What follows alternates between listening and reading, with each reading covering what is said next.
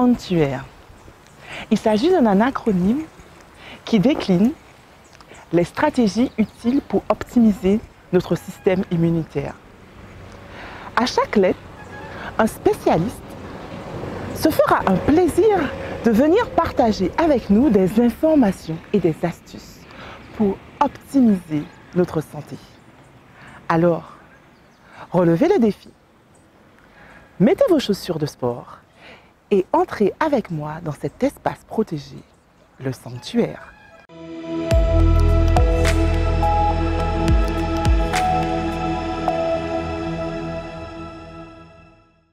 Nous arrivons déjà à la 7e lettre de notre mot, sanctuaire. Aujourd'hui, nous allons voir le I de immunité. Au cours de nos différentes émissions, nous avons vu comment l'immunité était influencée par nos choix de vie, que ce soit en matière alimentaire ou de gestion du stress, en matière aussi du sens que nous donnons à notre vie et dans l'environnement dans lequel nous vivons. Mais y aurait-il encore des choses à connaître pour booster notre système immunitaire? C'est ce que nous allons voir aujourd'hui avec le docteur Sony Gène. Bonjour Sony. Bonsoir Fanelli. Bonsoir. Je suis ravie de vous recevoir aujourd'hui. Moi aussi. Et je salue les téléspectateurs et les youtubeurs, tous ceux en tout cas pour lesquels l'émission est relayée. Alors, ma première question est celle-ci. Qu'est-ce que l'immunité et en quelques mots, comment ça marche? Alors, l'immunité, en fait, c'est la capacité de l'organisme à se défendre contre tout type d'agression. Nous avons plusieurs agresseurs potentiels. Ça peut être des infections qui vont être générées par des micro-organismes comme les champignons, les virus, les bactéries. Ça peut être aussi un agresseur chimique, c'est-à-dire un poison ou des composés étrangers. Ça peut être aussi quelque chose de mécanique, c'est-à-dire une coupure, une piqûre, une blessure, un choc violent, un frottement, ou ça peut être carrément un dysfonctionnement à l'intérieur de nous-mêmes, par exemple un cancer ou une auto-immunité, c'est-à-dire que les anticorps qu'on devrait utiliser pour lutter contre des agents extérieurs vont se retourner contre soi. Alors comment l'immunité va fonctionner? C'est qu'en fait il y a un système immunitaire, un ensemble d'organes qui sont capables de repérer des dysfonctionnements et de repérer aussi des agressions au niveau du corps et mettre en place des mécanismes de défense. En fait, tout ça va permettre au système immunitaire de reconnaître ce qui appartient au soi, c'est-à-dire tout ce qui est propre à notre organisme, et tout ce qui est le non-soi. Donc il va y avoir en place une armée qui va venir pour nous protéger. Quels sont ces organes du système immunitaire qu'on a repérés? C'est les végétations adénoïdes, ce sont les amygdales, le thymus au départ et qui va disparaître, ou en tout cas qui va être en évolution au fur et à mesure qu'on va grandir.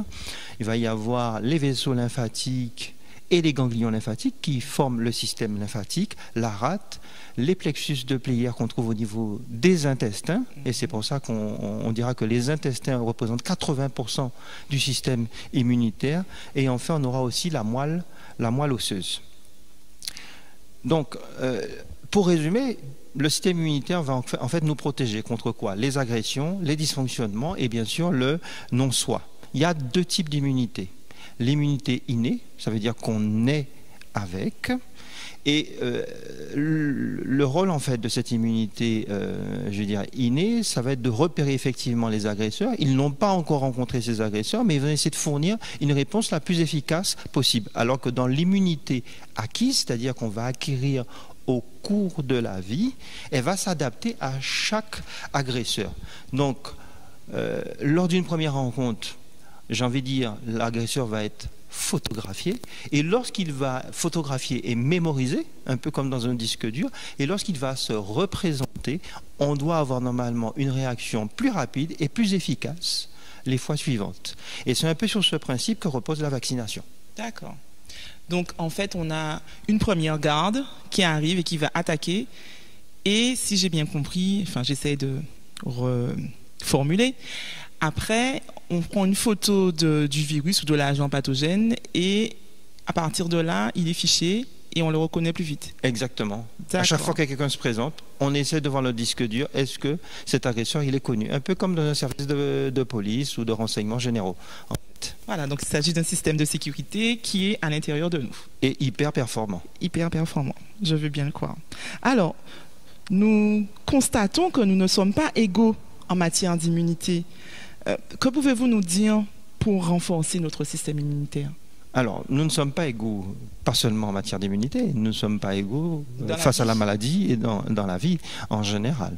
D'accord? Je pense que c'est peut-être l'une des premières évidences que nous devons avoir. Alors, comment on peut renforcer, ou en anglais, booster son système immunitaire? Il y a plusieurs moyens. Premièrement, avoir une alimentation la plus équilibrée possible. Je ne vais pas rentrer dans les détails, mais bien répartir tout ce qui est glucides, lipides et protéines, bien sûr. Mais il y a des éléments importants qui vont nous aider à lutter et qui vont stimuler énormément le système immunitaire. Ce sont par exemple la vitamine D. Les médias en ont beaucoup parlé. Le zinc, la vitamine C, qui est la vitamine de la vitalité, les oméga 3, en fait, qui sont des puissants anti-inflammatoires. Parmi les vitamines et les minéraux, on constate aussi qu'il y a le magnésium, qui est le minéral aussi de l'énergie. Le fer va améliorer aussi les défenses immunitaires. Et tous les vitamines du groupe B, comme la vitamine B1, la vitamine B2 et la vitamine PP. La deuxième chose qui va être importante de véritablement, j'ai envie de dire, protéger, alimenter, c'est ce qu'on appelle le microbiote. On a découvert en fait que nous avons des bactéries. Alors le plus important c'est le microbiote intestinal, mais il y a d'autres microbiotes, ça peut être le microbiote vaginal, ça peut être le microbiote pulmonaire, je ne vais pas tous les citer, mais notamment le microbiote intestinal est un microbiote extrêmement important, c'est-à-dire on va vivre en bonne intelligence avec des bactéries qui, via notre alimentation, vont fabriquer des protéines extrêmement importantes pour notre organisme. Et on sait aussi qu'au niveau du tube digestif, il va y avoir une sensibilisation de notre système immunitaire. Donc, il est vraiment important d'ingérer, par exemple, des probiotiques qu'on peut trouver dans le commerce. Les autres éléments qu'on pourrait citer aussi comme ça serait la propolis. Hein, la propolis. La spiruline, elle va être riche en fer, en magnésium, en zinc, qui répète un petit peu les vitamines dont je vous ai parlé tout à l'heure. Et l'échinacée aussi, qui peut se retrouver soit en gélule, soit en extrait standardisé, qu'on peut utiliser pour renforcer le système immunitaire. C'est déjà super intéressant et c'est très complexe en fait, tout ce qu'on est en train d'apprendre là. Vraiment, le système immunitaire, c'est quelque chose de complexe, je me rends compte. Donc, l'alimentation, le microbiote, l'échinacée. Et maintenant, connaissez-vous les bains de contraste? Et est-ce que cela booste le système immunitaire? Alors, les bains de contraste, principalement, je ne les connais pas. C'est vrai que je pense plus facilement pour ce qu'on appelle la douche écossaise, qui est un équivalent. Et l'idée, en fait, de cette variation chaud et froid va bien sûr dilater puis contracter les vaisseaux sanguins qui eux-mêmes vont réactiver en fait le système neurovégétatif, hein, tout ce qui est cœur, tout ce qui est poumon, et de là va réactiver aussi, on sait, le système hormonal et le système immunitaire. Et donc on peut penser qu'en fait le système immunitaire réagit parce qu'il va y avoir un brutal changement en fait de température. Et en fait le système immunitaire est à l'affût de tout ce qui pourrait être nouveau, qui pourrait être vécu comme une agression. Ici, le froid qu'on va utiliser est plutôt une agression, j'ai envie de dire, naturelle, qui ne sera pas destructeur pour le corps, mais qui va stimuler, booster le système immunitaire. Ok. Et vous avez parlé de la crudité, ça fait pareil Alors effectivement, au niveau, on a observé dans l'alimentation la même chose, c'est-à-dire que si on voulait stimuler son système immunitaire, c'est-à-dire produire plus de globules blancs, il était bien séant de commencer par des crudités et ensuite manger des aliments cuits. L'inverse ne donnerait pas du tout la même réaction de la part du système immunitaire. Donc on peut se dire là aussi, il y a quelque chose de l'ordre du changement qui fait que ce système est tout le temps en alerte. C'est ce qu'on peut retenir. Donc en fait, c'est comme si on entraîne le système immunitaire, on le fait travailler. Exactement. Le système sport. immunitaire travaille à bas bruit, on le verra tout à l'heure sur le sommeil, probablement on va l'aborder, mais on se rend compte qu'en dehors de son fonctionnement spontané, ce que nous vivons, ce que nous faisons, va stimuler ou inhiber notre système immunitaire. D'accord. Que pensez-vous des huiles essentielles ? Alors, effectivement, alors, il y a pas mal de choses qui ont été dites sur les huiles essentielles. Aujourd'hui, globalement, il y a certaines huiles qui ont été repérées comme étant intéressantes pour booster le système immunitaire. Le tea tree ou le Ravinstara, par exemple, ou l'huile essentielle, je pense aussi de menthe, ça me revient pas. J'essaie de voir, ça me revient pas comme ça. Menthe poivrée ? De menthe poivrée, exactement, de menthe poivrée. Mais on sait aussi que toutes les huiles essentielles, parfois, peuvent avoir un effet contraire. Par exemple, par rapport à notre pandémie, à la Covid, on sait que, par exemple, elle m'échappe. C'était une huile essentielle, en fait, qui est essentiellement anti-inflammatoire. Elle possède qu'une seule molécule et on sait qu'elle est plutôt contre-indiquée et qu'il ne faut pas la préférer par rapport à d'autres huiles essentielles. Donc il faut faire attention quand même. Donc il faut faire attention et que si on a une femme enceinte, si c'est un bébé, il faut mieux demander à un professionnel qui s'y connaît en aromathérapie avant de se lancer dans les huiles essentielles. Non, mais il est clair que les huiles essentielles, il y a toujours cependant sur le risque allergique qui est réel pour la femme enceinte, pour les enfants. Donc c'est sûr qu'il faut s'y connaître un peu, il ne faut pas juste se jeter dedans sans se renseigner vraiment. Bien sûr. Ok. Maintenant, j'aurais voulu qu'on discute. J'ai entendu parler, et vous en avez un petit peu parlé au départ, du miel et de la propolis. En quoi cela peut nous aider ? Alors, la propolis est un anti-infectieux. Et on sait aujourd'hui que ça peut être un antibactérien, un antiviral. Et donc, ça stimule lui aussi le système immunitaire. Et on pense même que cette construction, justement, que font les abeilles au niveau de leur ruche, protège la ruche de tout ce qui est champignons, de tout ce qui est bactéries. Et donc, en l'ingérant, en général, on a effectivement la même réaction, en fait. Hein. D'accord. Et le miel peut être juste un support aussi par rapport à ça. Nous avons une biodiversité qui est très riche en Guadeloupe. Pourriez-vous nous citer quelques plantes pour nous aider, qui pourront nous aider dans ces moments difficiles que nous vivons ? Alors, pour, stimuler en tout cas notre système immunitaire, on a pas mal de plantes en Guadeloupe, comme le moringa, le TPI, les feuilles de plantain, les fleurs de sureau, le capoulé, le caloupilé, la cannelle anis. On peut aussi avoir l'atumo, qui est très connu, le groseille pays. Donc ces plantes peuvent être utilisées pour booster le système immunitaire. Là aussi, question de dosage, important de se reporter à des livres ou à des spécialistes qui sont bien documentés en la matière. C'est pas parce que c'est de la phytothérapie que ça ne comporte pas, là aussi, un certain danger. Donc là encore, attention au dosage et aux posologies qu'on va utiliser pour ces différentes plantes. Il ne suffit pas de se dire locales. Que c'est naturel et du coup, on en prend des tonnes. Et... Voilà. Exactement, et c'est ça le problème. Le problème, il est là. D'accord. Et vous vouliez nous dire quelques mots sur le stress et sur le sommeil, je crois. Alors, le sommeil et le stress par rapport au système immunitaire.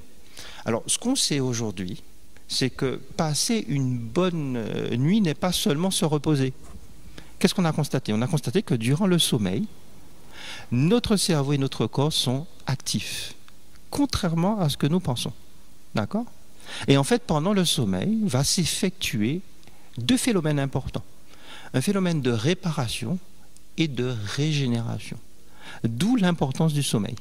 Si on pouvait vivre sans sommeil, ça serait, j'ai envie de dire, presque catastrophique pour nous, parce que ce n'est pas possible.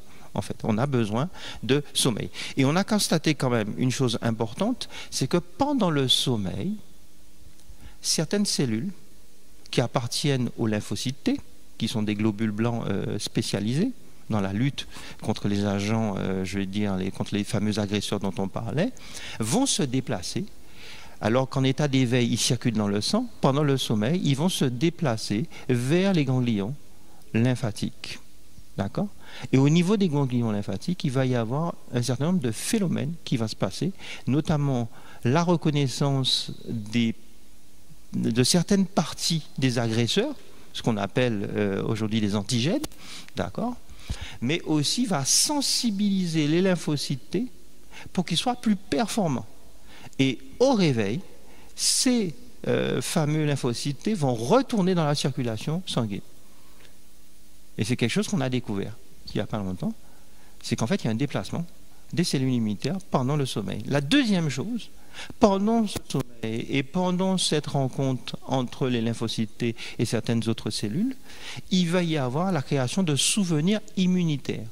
Donc le sommeil va favoriser une mémoire immunitaire beaucoup plus performante. On a même fait l'expérience, on a montré que des patients qui avaient été vaccinés et qui avaient un sommeil adéquat, eh bien, leur réponse vaccinale était beaucoup plus performante et efficace par rapport à ceux qui ne dormaient pas ou qui dormaient peu. C'est pour montrer un petit peu l'importance du sommeil par rapport au système immunitaire. La dernière chose, c'est la préservation aussi de la prolifération et de l'efficacité des cellules immunitaires pendant le sommeil. Et j'ai cru comprendre que vous vouliez parler aussi du sport, que l'exercice physique était intéressant ou utile. Alors l'exercice physique, sans rentrer dans les détails, puisque je pense que vous avez déjà eu une thématique dessus, aujourd'hui ce qu'on sait, c'est que l'exercice physique, il y a deux adjectifs importants à retenir. L'exercice physique régulier et modéré va stimuler le système immunitaire. Il n'est pas question d'aller au-delà de ça. L'absence d'exercice physique ne stimule pas le système immunitaire et l'exercice physique intensif, voire disproportionné, va diminuer carrément en fait le système immunitaire, il va même l'inhiber. Donc on doit vraiment rester j'ai envie de dire, dans un équilibre. Et donc ça veut dire c'est l'exercice physique au moins, alors idéalement 3 fois par semaine, mais si on commence déjà 2 fois par semaine, aux alentours de 15 minutes à une demi-heure, c'est déjà pas mal. Je ne rentre pas dans les détails, mais vraiment les études, c'est ce qu'elles ont montré. Donc en conclusion, enfin, vous auriez quelque chose d'autre que vous auriez voulu rajouter ? Alors j'aurais voulu rajouter quelque chose sur le stress, même si c'est vrai que vous avez eu quelque chose sur le stress. En gros, le scoop par rapport au stress aujourd'hui, c'est que pendant longtemps, on se doutait qu'il y avait une relation entre le stress et le fait qu'il y avait, si vous voulez, une inhibition du système immunitaire. Aujourd'hui, ça a été prouvé par une équipe française, Cocorico, en fin 2020. Ils ont enfin trouvé quels étaient les récepteurs qui faisaient que le système, ou en tout cas les cellules immunitaires, étaient inhibées. C'est les récepteurs bêta-2 adrénergiques. Ils l'ont montré que lorsque le stress avec ces molécules venait stimuler ces récepteurs, les récepteurs qui étaient bien sûr sous la paroi des lymphocytes, ça diminuait l'activité de ces lymphocytes. Donc aujourd'hui, on a véritablement démontré qu'il y a un lien direct entre le stress qui est médié principalement par l'adrénaline, en période de stress aigu, mais en période de stress chronique, ce stress qui va durer pendant longtemps, le cortisol et les endorphines, eh bien on sait qu'aujourd'hui, quand il y a trop de stress, ça va plutôt inhiber le système immunitaire.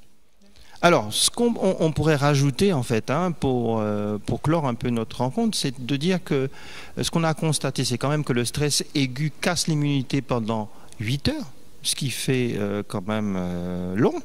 8 heures, ça fait long quand même. Le stress chronique, par exemple, la peur, les sentiments de peur, par exemple, peuvent casser l'immunité à 60%. C'est ce que montrent les études quand même. 60%? Oui, 60%. D'accord. Donc il faut savoir en plus que par rapport au stress, on a toujours une réponse stéréotypée. Que c'est l'hypothalamus, qui est le général en chef au milieu du cerveau, qui va donner l'ordre aux médulosurrénales, c'est-à-dire des organes qui sont au-dessus des reins, de sécréter de l'adrénaline. D'accord ? Alors, c'est bien dans un premier temps parce que ça va nous permettre d'atteindre nos objectifs et de réagir de manière adaptée. Mais quand ça dure dans le temps, c'est plutôt le cortisol et les endorphines qui vont prendre le relais pour faire face à ces situations émotionnelles qui sont un peu longues et débilitantes pour nous. D'accord ? Donc, ce qu'on peut prendre, c'est de la passiflore et de la valériane ou de la rhodiala aussi, qui sont préconisés dans ces cas-là si on veut rester dans quelque chose de naturel. D'accord ? Je voudrais revenir aussi sur l'idée aussi du repos, parce qu'on est dans l'actualité beaucoup sur la notion de jeûne.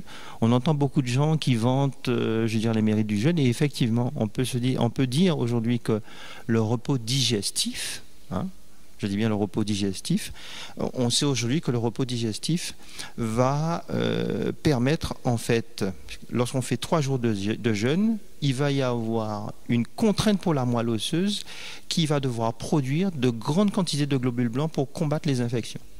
C'est comme si le corps, sentant une certaine vulnérabilité, va se préparer au cas où. Donc vous voyez que là encore, c'est par rapport à des changements que le système immunitaire va s'adapter, et pour s'adapter, va, comment dirais-je, produire plus, j'ai envie de dire, d'agents de sécurité. Et 3 jours de jeûne consécutifs ou Oui, consécutifs, bien sûr. D'accord. Okay. 3 jours de jeûne consécutifs, on est d'accord. D'accord. Alors, pour ceux qui ont investi la spiritualité, je crois que c'est important de dire qu'il y a eu des études qui ont montré que la méditation et la prière sont 2 mesures prouvées scientifiquement pour lutter contre le stress. Et en luttant contre le stress, bien sûr, ça permet de ne pas amoindrir notre système immunitaire. D'accord ? Donc aux États-Unis, il y a une étude par exemple dans l'Utah, chez les Mormons, et on a montré par IRM fonctionnel, c'est-à-dire qu'on regarde quels sont les centres de régulation qui répondent à une expérience de prière ou de méditation, et on s'est rendu compte que cela venait stimuler aussi le système immunitaire. Merci Dr Sonigène pour cette interview, j'ai été très enrichie et je reviens vers vous en vous disant, regardez tout ce que nous avons vu, nous avons parlé d'alimentation, nous avons parlé de microbiote, nous avons vu comment il était important et utile en fait de booster son système immunitaire, de l'entraîner comme si on s'entraînait pour un match de basket ou de football. Il est important de choisir de booster son système immunitaire. Cela joue sur plein de choses, le sommeil, la gestion du stress. C'est super intéressant. J'espère que vous avez été aussi enrichis que moi et je vous invite à entrer avec moi dans le sanctuaire. À bientôt.